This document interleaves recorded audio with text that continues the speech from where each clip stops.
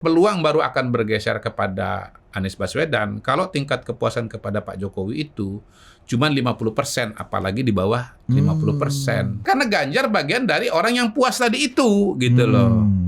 Orang yang puas ini kan pilihannya cuma dua, Ganjar atau Prabowo kan begitu kan, gitu. Betapa dilematis bagi bagi Ganjar dan PDI Perjuangan, karena kalau menyerang Pak Jokowi dan kepuasannya turun, maka yang mendapatkan keuntungan justru adalah Anies dan Muhaimin, gitu loh. Saya berani mengatakan bahwa pemilu 2024 itu yang menang adalah Prabowo Gibran.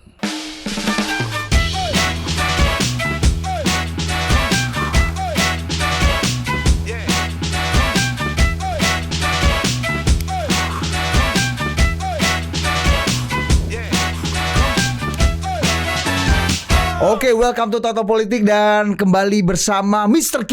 Wah, weekly bersama Mr. Q. Ya, membahas isu-isu terkini. Ari lagi menggantikan atau menitip membawakan aspirasi luar doa biasa.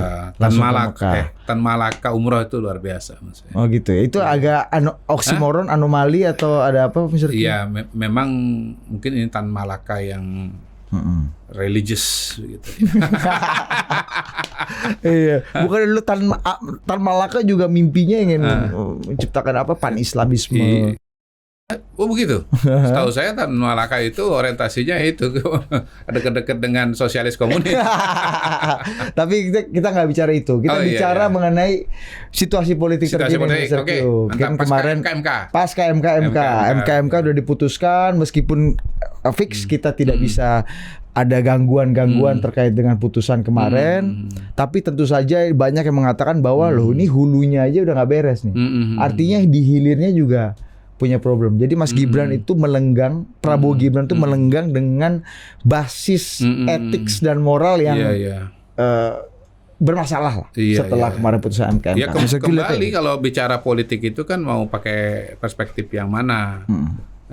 Kalau bicara perspektif ya legal formal ya sebagai sebuah landasan hukum, maka semua yang dilalui oleh semua pasangan ini termasuk Prabowo Gibran sudah dilalui, mulai dari proses di Mahkamah Konstitusi ya, keluar keputusannya yang final dan mengikat itu, dan yang kedua juga sudah melalui proses di PKPU, di KPU maksud saya, yang sudah dikonsultasikan dengan DPR dan itu juga sudah lolos semua, dan bolanya sekarang ada di KPU untuk mengatakan apakah kandidat-kandidat ini sudah memenuhi persyaratan administratif, persyaratan kesehatan, persyaratan politik sebagaimana yang diatur oleh undang-undang begitu.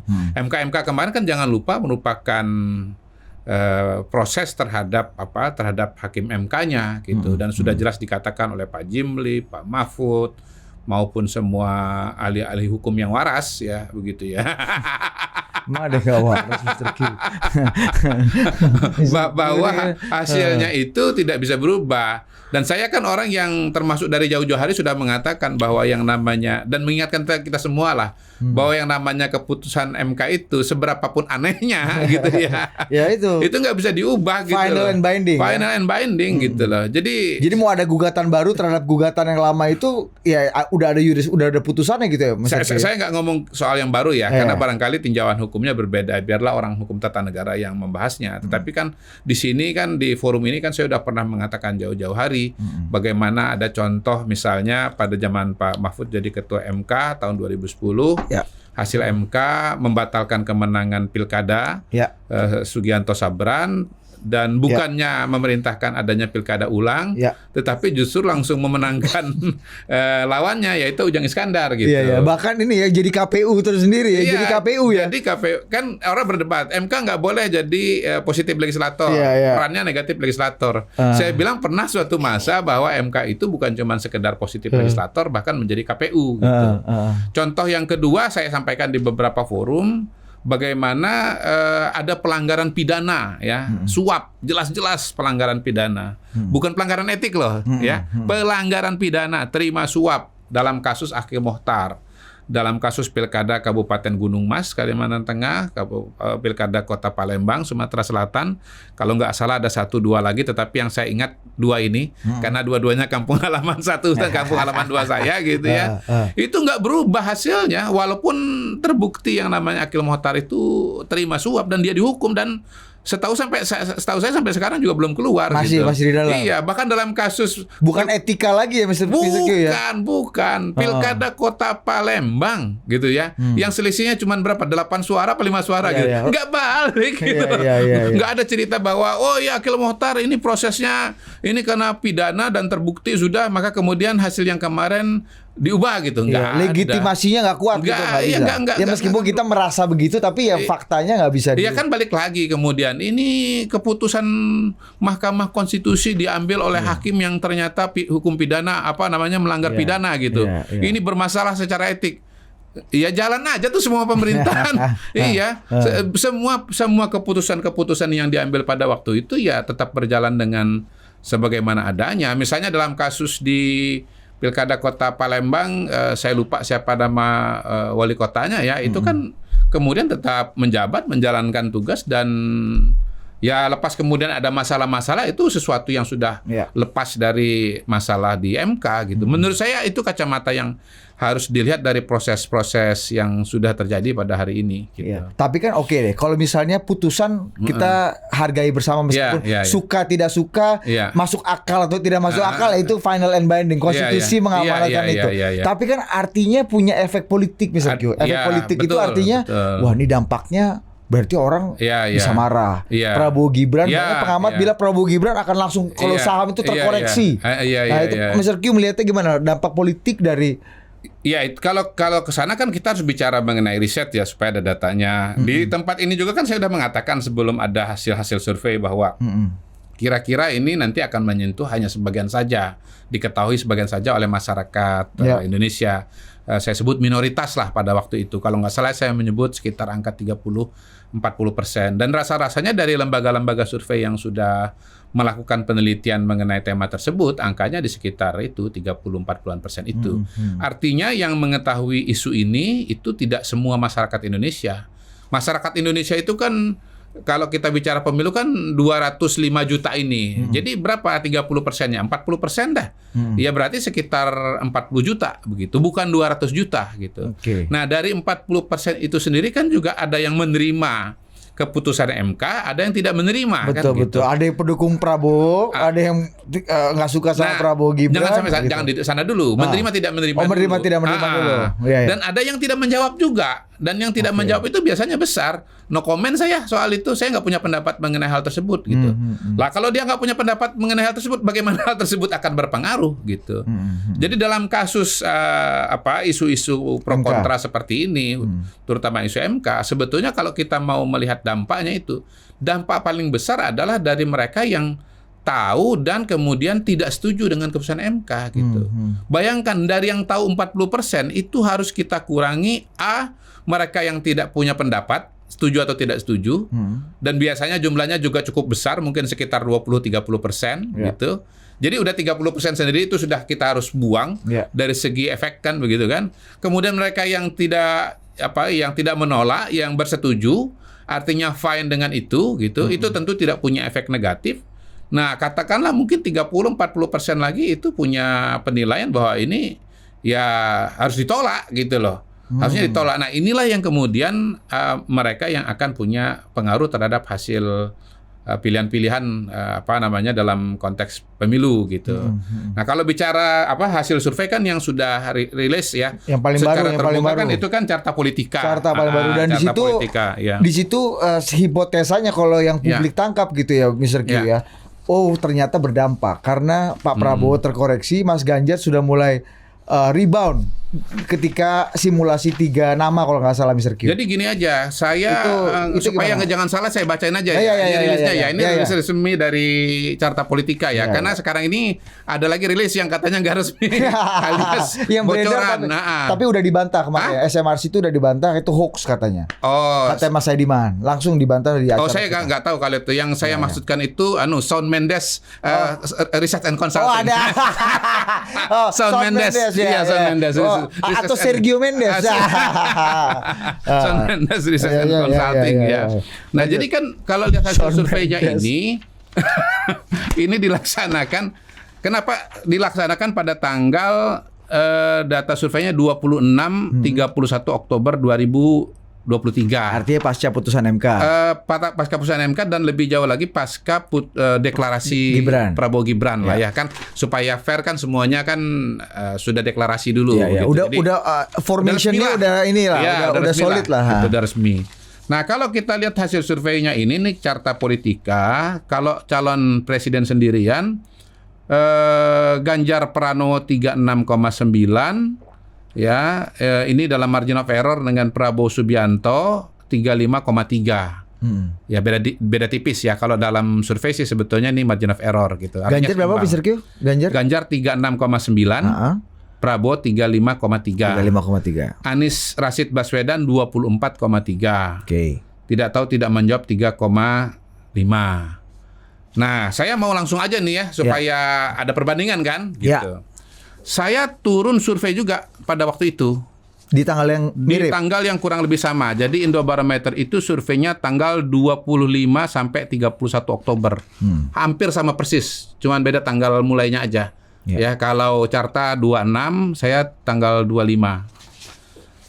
Hasil temuan survei Indobarometer ya, calon presiden sendirian kalau 3 nama, Ganjar Pranowo 26%, Prabowo Subianto 35,8%. Beda ya? Beda. Dan kalau Indobarometer ini kan Anies 18,5%. Wah, Anies turun ya berarti. Turun. Jadi kalau lihat angka ini, maka sesungguhnya Prabowo unggul secara signifikan, secara statistik. Bahkan gitu. Pasca putusan 35, MK dan pasca 26, Gibran. Itu kan sekitar 9% lah ya, 8% selisihnya. Nah, kalau Carta tadi yang tidak memutuskan atau belum tidak menjawab 10,8%, 3,5%, kalau saya agak besar 19,7%. Memang nggak tahu, kalau Indobarometer itu biasanya yang undecided-nya selalu lebih besar, relatif lebih besar dibandingkan dengan lembaga-lembaga yang lain. Nah, saya ada satu bocoran lagi dapat rilis, ya, tidak resmi ya. Rilis partikelir. X lah, partai lembaga X lah ya, survei X lah begitu. Bukan Shawn Mendes. Tetapi ini telesurvei. Tanggalnya tanggal 28-30 Oktober. Dia data collectingnya lebih pendek karena kan telesurvei ya, lebih mudah ketimbang wawancara tatap muka. Kalau ini survei lapangan yang tadi Mr. Q kata. Kami wawancara lapangan. Itu sama dengan yang dilakukan oleh Carta Politika. Ini penting disampaikan karena metode data collecting itu kadang-kadang diperdebatkan juga. Beda metode cara pengambilan. Beda dong, telepon mau ketemu langsung. Itu kan publik. Tetapi benang merahnya adalah saya hanya membandingkan data-data yang saya dapatkan yang turun lapangannya pada tanggal yang kurang lebih sama. Kenapa itu saya lakukan? Karena saya selalu mendoktrin, ya, selalu menjelaskan kepada publik, mengedukasi publik bahwa survei itu adalah potret sesaat pada saat survei dilaksanakan. Jadi kalau saya mengutip pakai data yang seminggu sebelumnya atau seminggu atau 2 minggu sesudahnya, tentunya dia nggak menjadi apple to apple. Dia menjadi apple to nanas. Gitu. Karena kan udah beda kan waktunya kan, sudah ada peristiwa ini dan seterusnya. Jadi ini 3 lembaga survei, 3 survei yang turun lapangannya kurang lebih sama. 2 sama-sama tatap muka, Carta dan Indobarometer, dan 1 lagi yang telesurvei.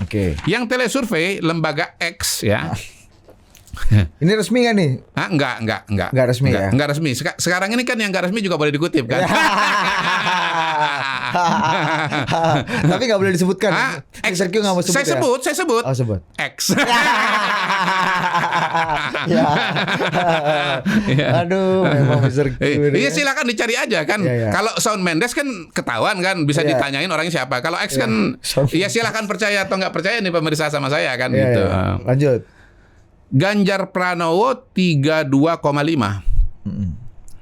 Prabowo Subianto 35,3. Selisih sekitar 3%. Anies Baswedan 21,4. Ulangi lagi sekali lagi Mr. Q. Ya. Ganjar 32,5. Lembaga survei X ya. Ganjar berapa? 32,5. Prabowo 35,3. Selisih 3%. Oke. Anies 21,4. tidak menjawab 10,8%. Nah, itu calon presiden ya. Nah, sekarang calon wakil presiden. Oh, bisa. Ada sendiri. Oh, iya. Nah, lembaga survei itu memang sangat berbeda, sangat bisa bervariasi antara satu lembaga dengan lembaga yang lain. Itu harus dipahami juga tuh. Kenapa beda? Ya karena memang ya beda lembaga, beda kebiasaan, beda protokol gitu. Kayak ya beda rumah tangga ya, beda menu lah kira-kira begitu kan. Menu favorit di rumahnya Budi apa? Misalnya Rumah orang tua deh. Sop buntut. Kalau di tempat saya misalnya ikan bakar, gitu. Beda kan menunya kan. Iya. Saya pernah ngalamin pertama begini, konsep multi-stage random sampling itu pertama-tama pemahamannya pada tataran metodologi itu bisa beda antara satu lembaga dengan lembaga yang lain.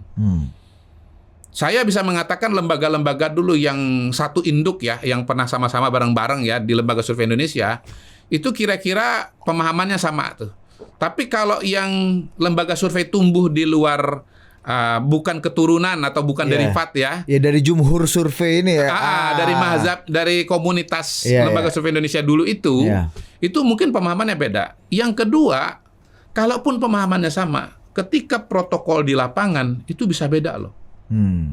Tadi menu masakan ini ya. Nah, ternyata saya baru menemukan juga di antara para anak cucu Lembaga Survei Indonesia ini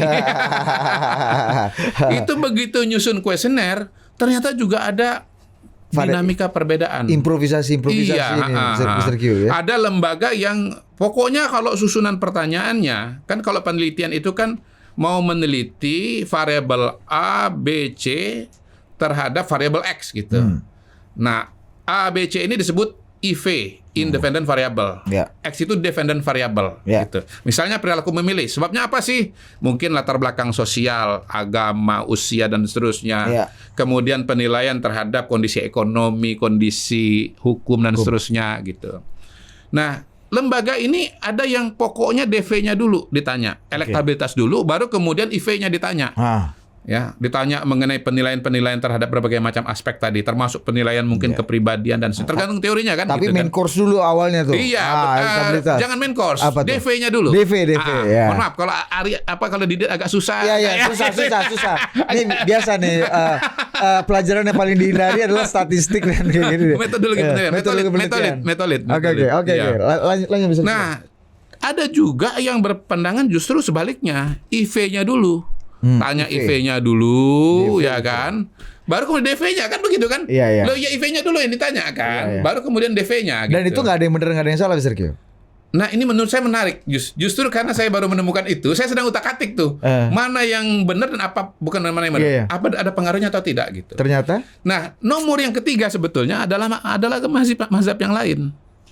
Sebetulnya nggak penting Anda mau naruh IV dulu baru DV atau DV dulu baru IV. Toh nanti kan yang akan menentukan mana IV DV kan pada saat pengolahan data. Iya.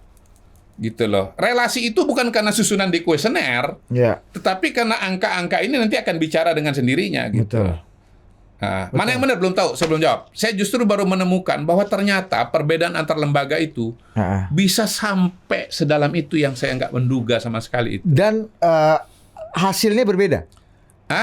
Itu mempengaruhi hasil akhir nggak? Ini bagian dari proses belajar saya. Jadi sekian puluh tahun saya di survei, baru ketemu ini barang. Jadi saya lagi utak-atik ini. Termasuk saya sendiri riset ini kan, saya kan udah jarang riset nih, karena sibuk ngerjain yang lain-lain kan udah kan. Gitu. Tapi ini hal yang menarik nih. Sibuk bisnis, Mr. Q. Saya sedang coba-coba gitu. Nah, tapi balik ke sini lanjut. Kembali ke laptop. Ada lembaga yang cuma nanya mengenai calon presidennya sendirian, wapresnya nggak ditanya. Langsung simulasi pasangan. Oke. Tapi kalau saya enggak, saya dari dulu protokol saya selalu nanya, calon presiden sendirian bagaimana? Calon wakil presiden sendirian bagaimana? Di pilkada juga begitu. Calon gubernur sendirian bagaimana? Calon wakil gubernur sendirian bagaimana? Karena apa? Saya punya teori, saya punya pendapat bahwa masing-masing itu bisa berkontribusi. Oke. Kalau ingat juga ya di rumah di tempat ini, saya pernah bercerita bagaimana wakil presiden itu atau wakil gubernur itu nggak bisa dipukul rata. Iya. Ada papan calon apa tuh? Ada calon kuat. Jangan yang itu sabar. Ojo kesusun. Ya. Calon wakil presiden yang kuat, calon wakil presiden yang sedang, ada yang lemah. Ada calon wakil presiden papan langit. Papan langit ya. Super. Itu seperti Dede Yusuf, Rano Karno dalam konteks pilkada kan begitu. Nah, ini makanya kita cek. Menarik. Jadi kalau ada lembaga survei tidak ngecek pilihan wakil presiden sendirian, menurut saya itu sebetulnya kurang bagus lembaganya. Tapi kan menurut saya, menurut Mr. Q ya kan, itu kan norma, bukan orang. Kalau norma itu nggak ada benar salah, betul, tergantung selera Anda. Iya norma gitu loh. Keputusan MK itu norma, bukan orang. Coba Mr. Q, diulangi lagi capresnya. Kemudian langsung ke cawapres. Capres langsung, ya. Yang capres nggak usah kita ulangi. Cawapres. Nanti abis itu simulasi. Iya. Biar penonton apa namanya rewind ke belakang lagi. Iya. Nanti lupa lagi. Mr. Q tadi ngomong dia bolak lagi. Iya. Nanti kalau boleh. Nanti algoritmanya tinggi nanti. Iya. Itu pilihannya bisa ulang lagi atau out Mr. Q. Tapi khusus tema ini saya berani mereka penasaran. Apa tadi nggak kan? Iya. Dibalikin lagi Tapi benar nanti ini saya kasih biar diolah oleh apa total politik. Oke, calon wakil presiden sendirian, Carta Politika. Mahfud MD 34,8. Gibran Raka Buming Raka 32%. Jadi Gibran di bawah Mahfud ya, selisih 2%. Muhaimin Iskandar 20,9. Tidak tahu tidak menjawab 12,3. Oke, itu carta ya. Oke. Ini Indobarometer nih. Ya. Tanggal yang kurang lebih sama-sama tatap muka. Mahfud MD 23,8. Gibran 25,0 Oke. Nah, jadi Gibran di sini tinggi. Iya. Mahfud masih lebih tinggi. 23,8, Gibran 25,0 Iya. Lebih tinggi dari Mahfud. Iya. Oke. Ya, tapi ini sebetulnya kan ini mereka nih rata lah sebetulnya. Kalau pakai dua lembaga ini sebenarnya sama gitu. Sama kuat. Muhaimin Iskandar 13,7. Sama-sama nomor 3. Konsisten. Hati-hati kita kena selepet. Ya, enggak bahaya tak. Nah, balik lagi nih, untuk wakil presiden Indobarometer ini masih gede banget nih undecided-nya 37,5. Oke, sekarang lembaga survei X. Tanggal yang kurang lebih sama, tapi telesurvei lewat telepon. Mahfud MD 27,5. Oke. Gibran Raka Buming Raka 34,8. Lebih unggul. Ya. Agak tebal. Signifikan secara statistik. Muhaimin Iskandar 20,7. Undecided 17,8. Gitu. Undecided gitu. Iya. Jadi dari 3 lembaga survei ini 2 Mahfud dan Gibran ini setara, ya. Jadi carta itu menurut saya karena dalam margin of error setara, Indobarometer juga setara. Kalau lembaga survei X, saya harus ngulang ini X kenceng-kenceng, takut saya kesebut nama. Sean lagi tadi kan. Itu yang unggul adalah Gibran.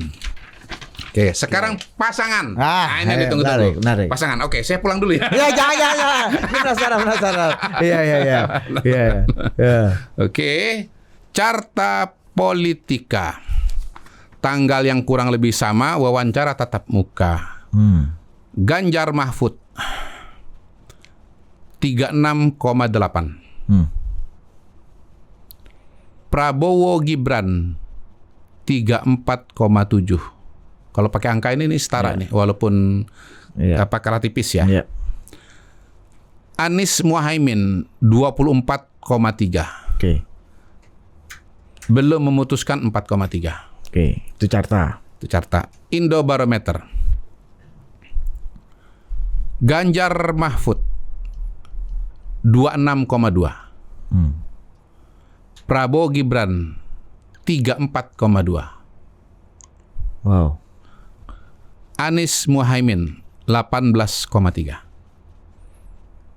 Berarti yang unggul kalau di Indobarometer adalah Prabowo Gibran. Ya. Lembaga survei X. Tatap muka. Telesurvei. Tanggal yang sama. Ganjar Mahfud 30,6. Prabowo Gibran 37,2. Selisih 7%. Anies Muhaimin 20,9. Oh ya, tadi kalau Indobarometer yang undecided-nya 21,3, yang lembaga survei X ini 11,3. Oke.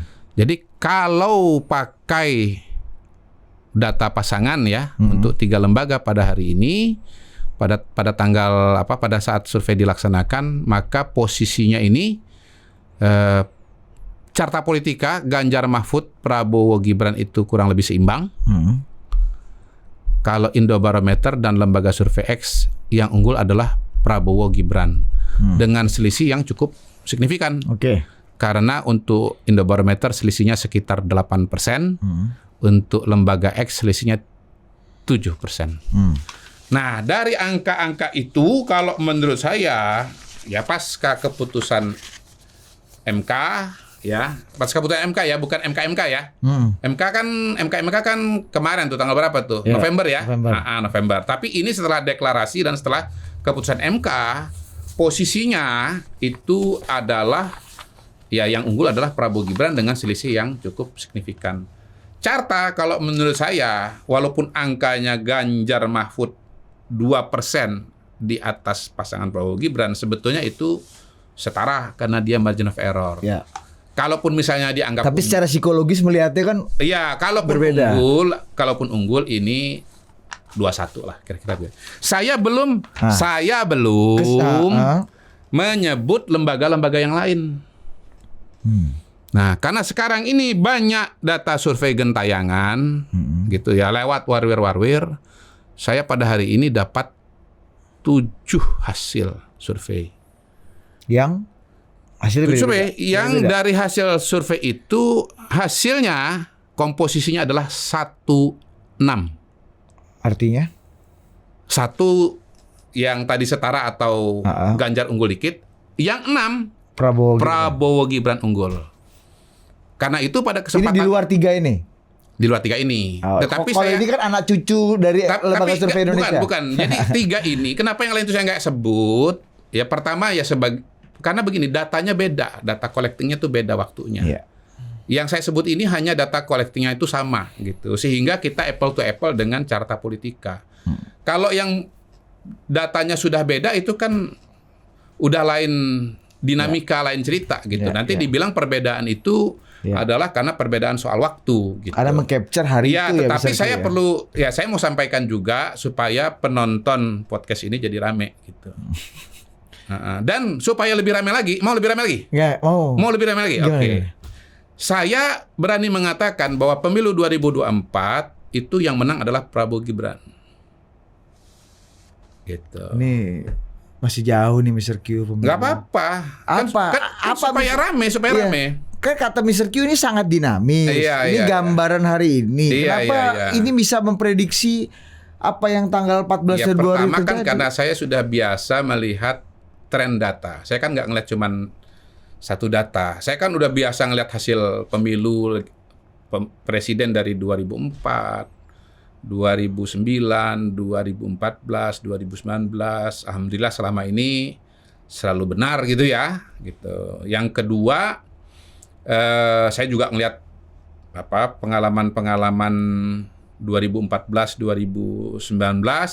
Saya lihat variabel-variabelnya.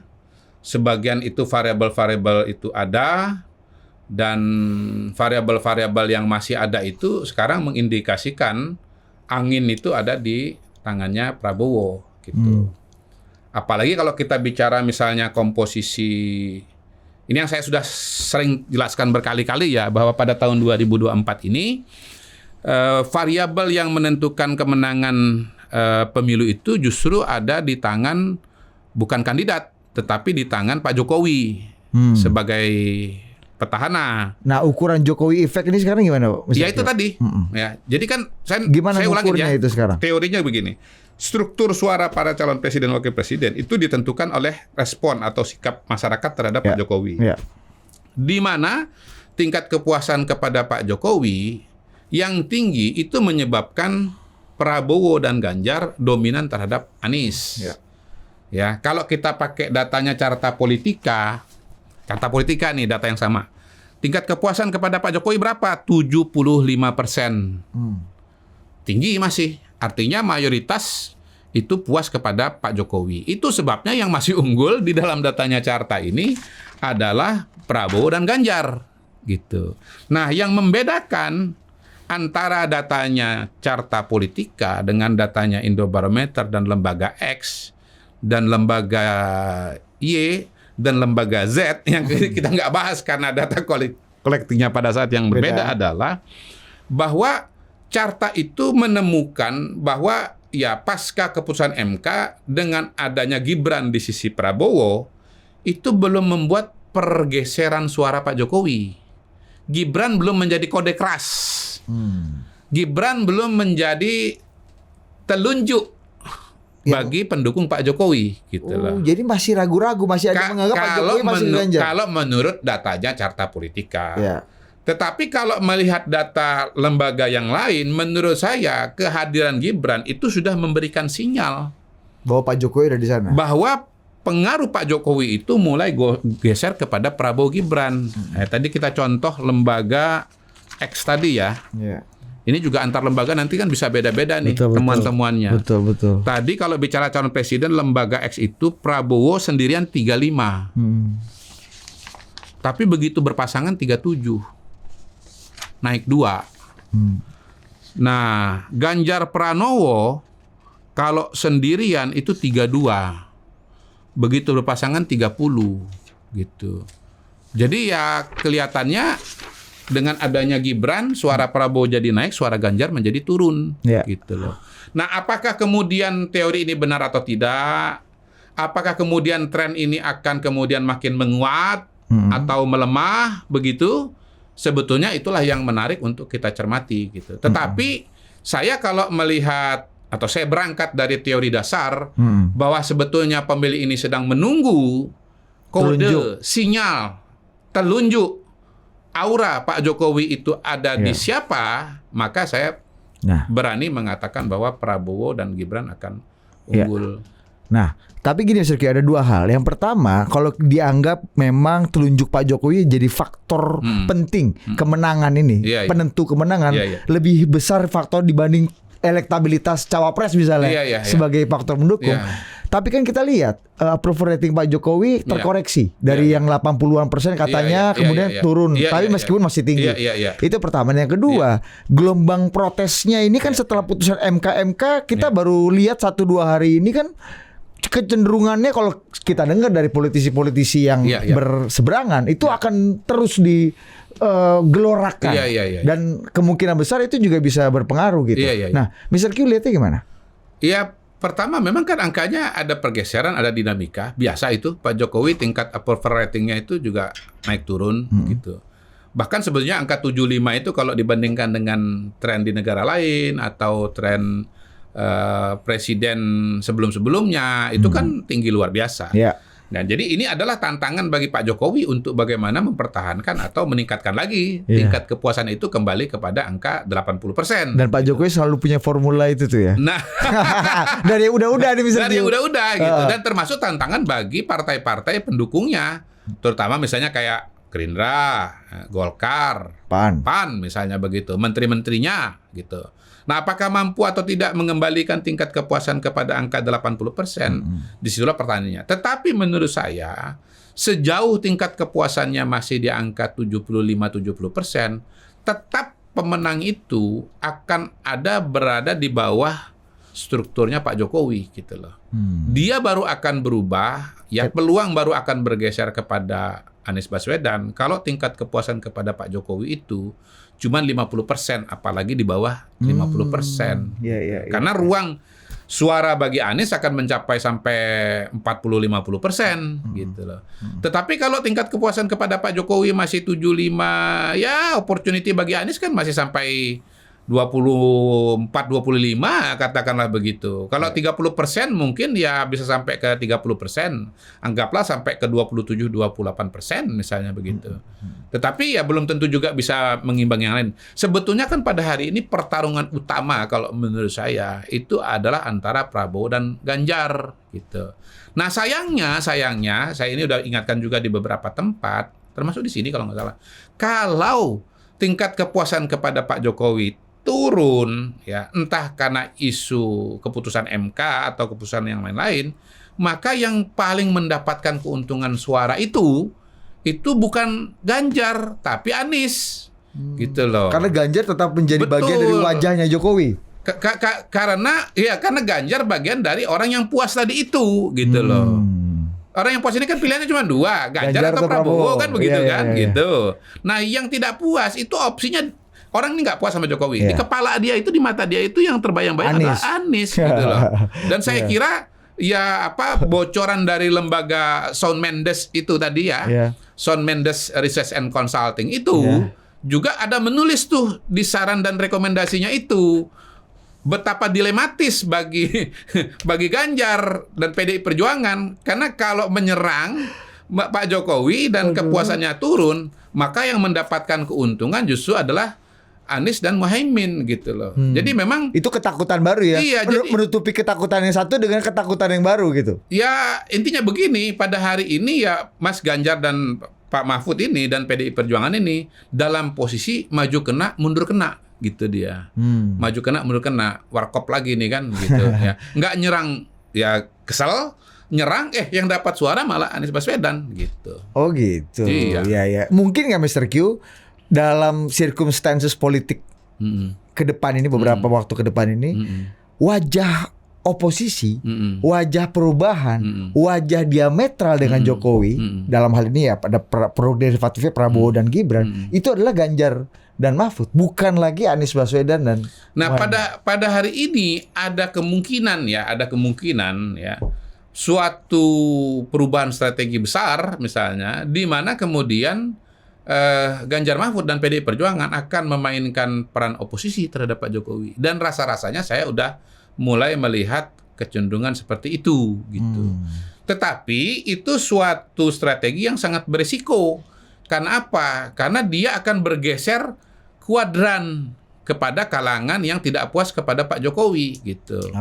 Yang tidak sepenuhnya berada di kontrol mereka. Sekarang tingkat kepuasan kepada masyarakat Indonesia itu bolanya itu dominan sekali di tangan Pak Jokowi.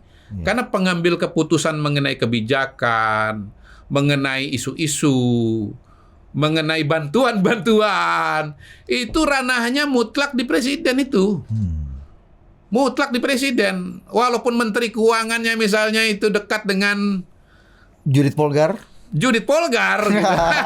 Tetapi ya presidennya adalah Garry Kasparov, Anatoly Karpov kan gitu, super grandmaster gitu loh. Ya kan pilihannya kan kemudian adalah Menteri Keuangan tetap menjalankan perintahnya super grandmaster atau mengundurkan diri, kan begitu kan? Nah, kalau masalahnya kan kalau dia mengundurkan diri malah dia lebih nggak punya peran lagi kan gitu. Karena peran dia akan digantikan Menteri Keuangan yang lain gitu. Saya pun bila perlu siap jadi Menteri Keuangan. Harusnya bisa jadi proksi Judit Polgar. Saya mau Pak jadi Pak. Bisa. Bisa ngitung akuntansi juga kalau dia udah laba rugi. Hitung-hitungan kebijakan saya bisa. Kalau soal teknis itu tinggal teman-teman Fakultas Ekonomi saja. Mohon maaf ya. Presiden boleh dari urusan Gajah Mada, tetapi Menteri Keuangan pasti dari lapangan banteng dikuasai UI. Giliran gini Anda bilang ngakunya UI, dulu ngaku Kagama kan. Anda ini semua diambil. Boleh dong. Itulah kelebihan orang yang dua-duanya dapat. Gitu. Iya. Sama kayak Pak Muldoko bisa mengaku sebagai UI, bisa mengaku sebagai Akademi Militer. Iya bisa juga. Iya bisa. Calon ketua ini kan. Kalau Menteri Keuangan mengundurkan diri, saya siap jadi. Dipastikan loyal.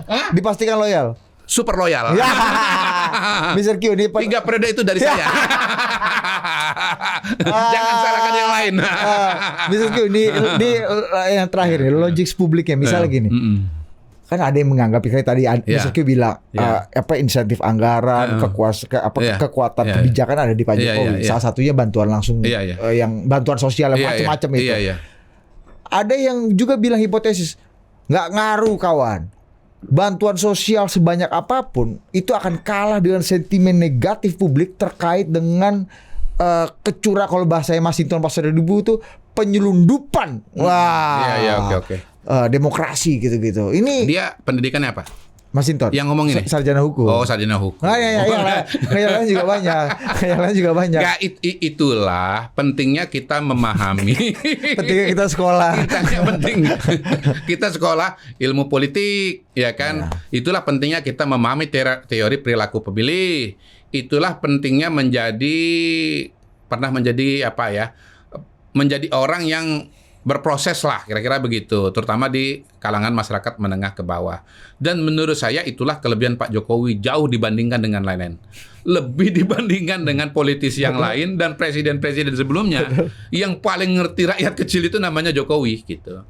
Nah, saya ingatkan ya, bagaimana momentum di mana Pak Jokowi itu betul-betul dia berani berbeda dengan banyak orang gara-gara dia punya perspektif yang sangat kuat mengenai kalangan menengah ke bawah, yaitu di era Covid. Oh, ini apa buka tutup ini? Apa ini apa? PSBB. Iya, PSBB ya. 70-80%. Lockdown enggak lockdown ini? Iya, 70-80% kabinet bilang, "Pak, lockdown, Pak." Seluruh dunia lockdown. WHO rekomendasinya lockdown. Pak Jokowi, jangan. Jangan. Masyarakat kita banyak yang hari ini kerja, hari ini dia makan. Kalau PNS hari ini nggak kerja 1 bulan, dia masih bisa makan. Ya kan? Iya, tetapi buat masyarakat yang hari ini kerja, hari ini makan, atau hari ini kerja buat makan besok, kalau di lockdown mereka mati. Dan keuangan negara nggak punya kemampuan untuk kasih makan serentak itu gitu. Nah, Pak Jokowi ini memahami kalangan masyarakat menengah ke bawah. Dan saya ingatkan lagi, karena saya selalu ngomong kan kita selalu dalam konteks edukasi politik ya. Bagi semua kalangan.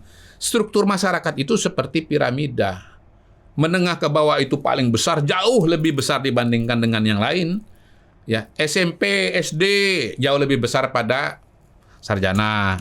Pendidikan, pendapatan yang rendah jauh lebih sedikit daripada pendapatan yang atas gitu. Nah, kalau kau pakai kacamata kalangan menengah ke atas untuk menilai kalangan menengah ke bawah, ya, maka kau salah besar. Dan Pak Jokowi punya kacamata yang pas untuk itu. Dan Pak Jokowi adalah orang yang ketawa-ketawa. Kalau Menteri Keuangan loyal, minimal loyal dulu. Hitung ada yang ahli. Ya, pada hari ini, menurut saya Pak Jokowi syarat Menteri Keuangan itu bukan sarjana ekonomi, bukan mantan direktur IMF, tapi loyal ke rakyat. Tegak lurus. Oke, Mr. Q. Nanti kita seperti biasa kan Mr. Q tiap minggu kan kita update nih. Iya, siap. Nanti hari ini update-nya gitu. Saya siap. Kita tunggu juga. Nanti minggu depan kita akan bahas. Setelah ini kan ini kan harap-harap cemas. Nanti minggu depan apakah Judith Polgar ini akan melakukan pergerakan catur yang mengagetkan kita semua. Betul. Atau kita sesuai prediksi Mr. Q. Atau Menteri Keuangan mengundurkan diri. Kenapa sih udah ada tanda-tanda tondo-tondo itu? Udah ada tondo-tondo perlawanan? Ada, soalnya saya di salah satu stasiun televisi itu beliau nangis, keadaan sekarang sedih sekali dan seterusnya. Saya lupa lah kalimatnya, tapi saya di WA oleh teman saya juga nggak nonton. Ini kenapa Menteri Keuangan seperti ini, kenapa gitu? Bukan yang nangis Pak GM. Kenapa? Ada beliau juga nangis. Oh, jadi. Iya, saya nggak tahu tadinya bahwa beliau nangis. Habis itu karena beliau nangis, saya cek kiri kanan. Akhirnya tahulah saya jawaban kenapa beliau itu menangis. Apa? Episode berikutnya. Oke, terima kasih Mr. Q. Sampai jumpa minggu depan bersama Mr. Q mingguan. Salam dari Menteri Keuangan. Ya.